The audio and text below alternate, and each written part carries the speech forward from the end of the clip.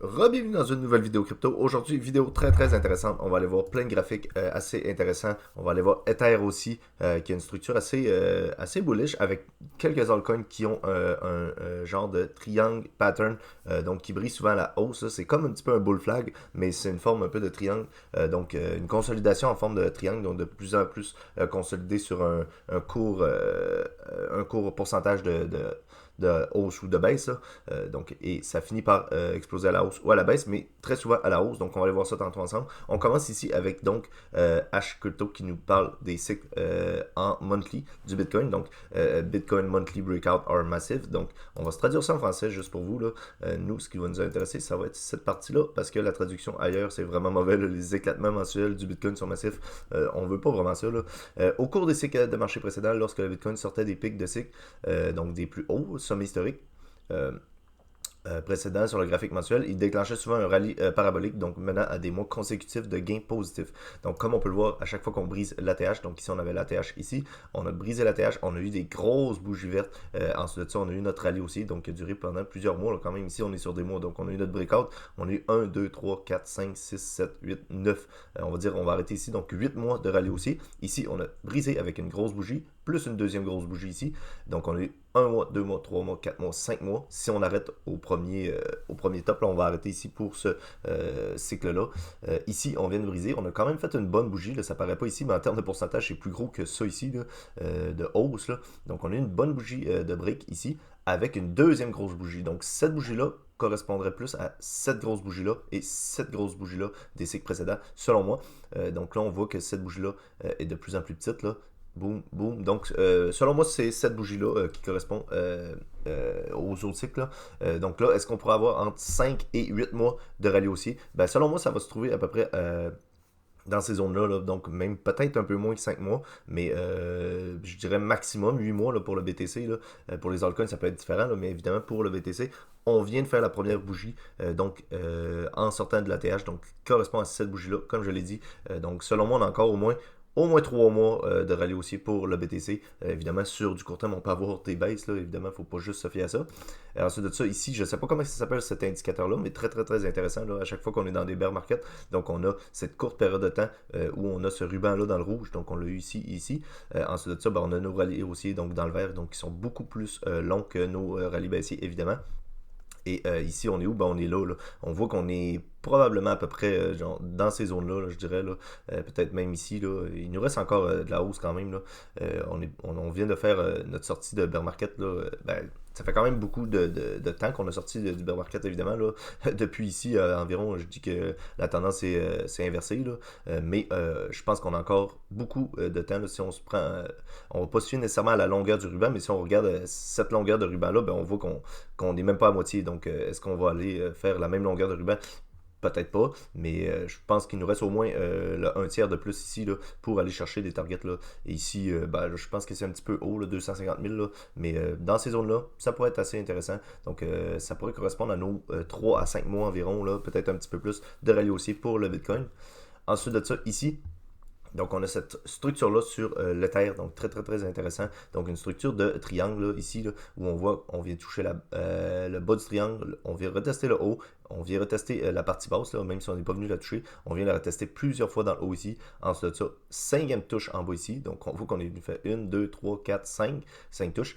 Et là, on consolide de plus en plus. Donc, c'est ça sur la courte période de temps. Là, les pourcentages, je disais tantôt, donc le triangle rétrécit. Et donc, ça veut dire qu'ici, bon, on a moins de volatilité. Ici, on a plus de volatilité. Donc, le prix bouge beaucoup plus. Et il va de moins en moins volatile jusqu'au jour où il peut péter ici. Il peut briser à la baisse ici. Selon moi, on va briser à la hausse quand même. Là. Je pense que le TH va aller chercher des plus hauts.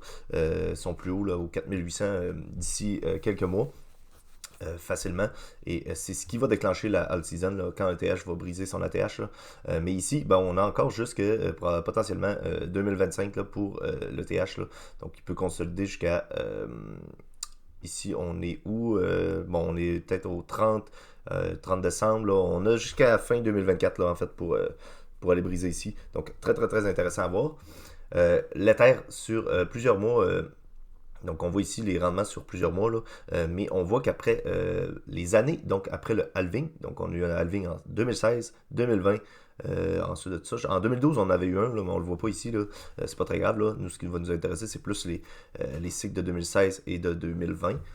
Et celui actuel, évidemment. Mais en 2016, on a eu un halving. Donc, l'année du halving, c'est ici. L'année du halving, 2021.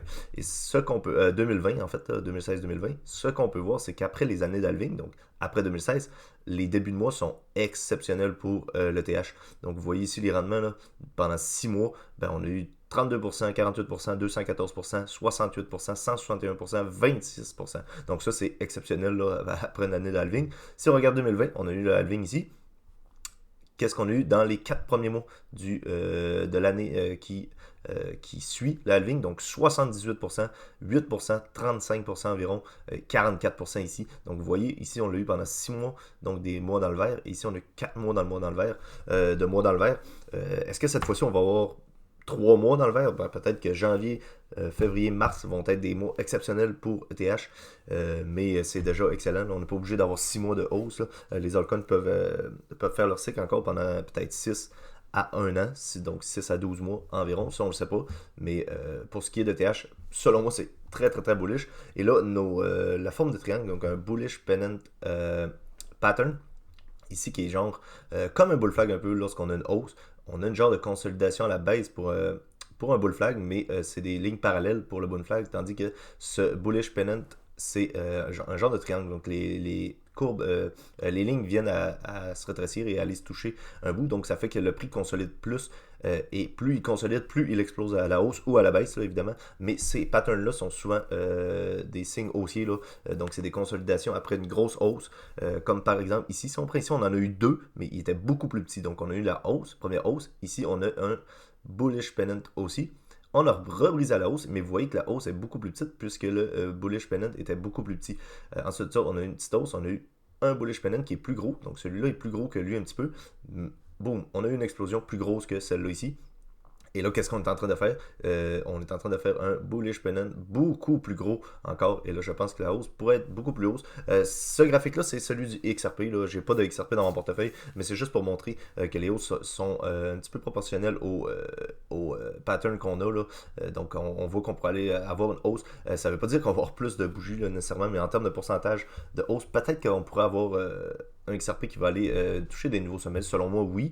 Est-ce que j'achèterais du XRP en ce moment? Non. Parce qu'il y a eu beaucoup trop de hausse dernièrement. Là. De toute façon, c'est pas vraiment une crypto-monnaie qui m'intéresse, mais c'est juste pour vous montrer le pattern. Là, je vais aller vous montrer deux cryptos qui m'intéressent beaucoup, que j'ai en portefeuille, qui ont ce genre de pattern-là. Là. Peut-être même, j'en ai peut-être même une troisième. Donc, on a HBAR en premier. HBAR qui nous a fait un très très gros rallye aussi là, depuis novembre 2024. Là.